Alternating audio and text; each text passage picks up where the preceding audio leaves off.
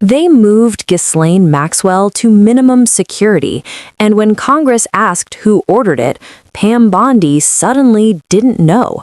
That's not justice. That's a cover-up. The unanimous consent? Yes, please. All right, the gentleman is recognized. Mr. Chair, I have a few unanimous consent requests. I would like to submit into the record this New York Times article titled "Alex Pretty's Friends and Family Denounce Sickening Lies About His Life." I also would like to submit this Daily Mail exclusive interview with Vice President J.D. Vance titled "J.D. Vance Refuses to Apologize to Alex Pretty's Family After Spreading ICE Assassin Claim." One more. My last submission request is a New York Times article titled "FBI Agent Who Tried to Investigate ICE Officer in Shooting Resigns." Without objection. Thank you. The chair now recognizes the gentlelady from North Carolina.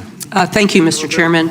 Attorney General Bondi, I think you and pretty much everybody else here and throughout the country believes that convicted sex offenders don't deserve special treatment or privileges in prison.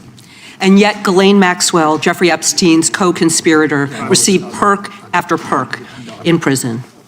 In July, she had a 2-day interview with your deputy and President Trump's former defense attorney, Todd Blanche.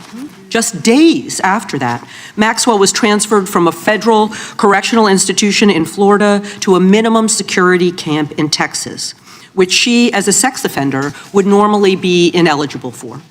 At this new facility, as the ranking member talked about, and by the way, it's nicknamed Club Fed, we've heard reports that she's been afforded special privileges: puppy time, private workouts, personal mail, secretarial services.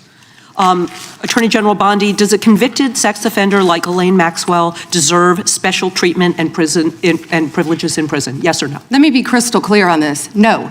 And Thank you. let me keep going. No, let me keep going. Perfect. Well, I did not know she was being transferred. I asked you yes or no. She was not transferred to a lower level. Mr. Chairman, please stop the clock and remind the witness of the rules. One rule she needs to understand. And I'm glad that we're agreeing. So when we're agreeing, we can move on to some other things.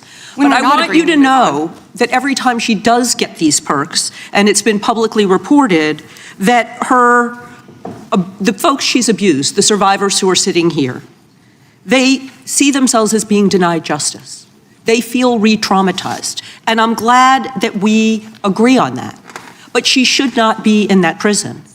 And she needs to be moved back to a maximum security prison as soon as possible. But what she has told another committee here is that she won't cooperate with them unless she gets clemency from Donald Trump. It's just crazy to consider that she can be wielding this kind of influence within the administration. But that begs the question, who ordered her to be transferred to the minimum security prison that she was ineligible for?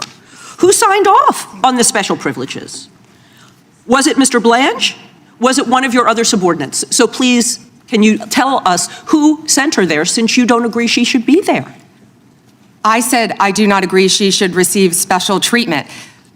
She was transferred, I learned after the fact, to the same level facility, and that is a question for the Bureau of Prisons. I was not involved in that at all. The same level facility, I don't know why, but you know, instead of talking about Ghislaine Maxwell, who hopefully will die in prison, you should be talking about Irina Zarutska. I have a couple of died on a subway. Right, and I absolutely— You don't talk about that. I have been talking about it and actually helping with these issues. But we're going to move back to you. I bet we are. Yes, of course, because you're here to testify.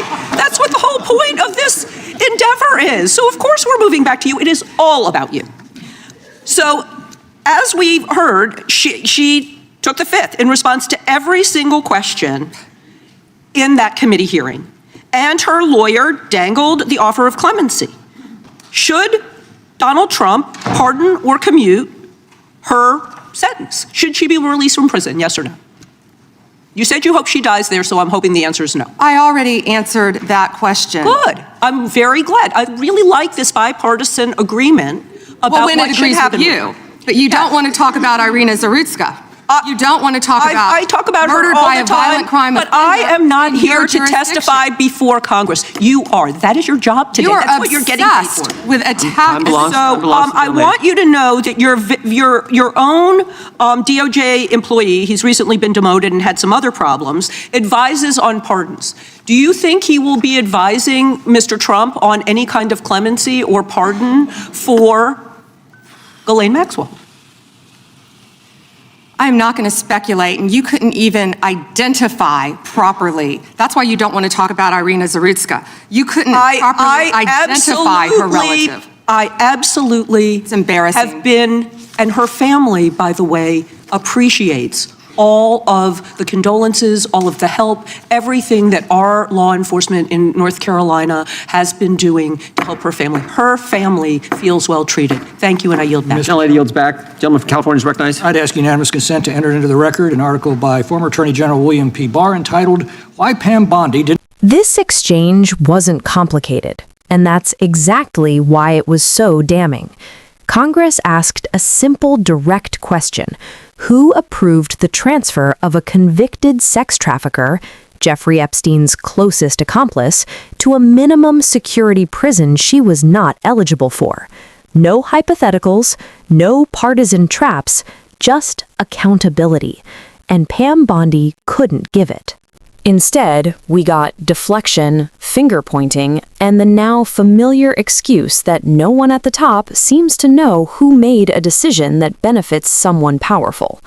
That alone should alarm every American, because people like Ghislaine Maxwell do not end up in Club Fed by accident. Paperwork doesn't just float through the system on its own. Someone signs off. Someone authorizes it. Someone decides that the rules don't apply. What makes this even more disturbing is the timing. Maxwell was transferred shortly after meetings involving Trump-connected figures, while her legal team openly dangled the possibility of cooperation in exchange for clemency. And yet, the Attorney General of the United States wants the public to believe she found out after the fact. That's not transparency. That's insulation. This moment exposed a two-tier justice system in real time. Survivors see it. Families see it. Regular Americans see it. When you're powerful, connected, or politically useful under Donald Trump and his allies, the system bends. When you're not, the full weight of the law crashes down on you. Congress wasn't asking for speculation. They were asking for responsibility. And the refusal to answer tells us everything we need to know. Because if no one is accountable for decisions like this, then justice isn't being administered. It's being managed for the benefit of the powerful.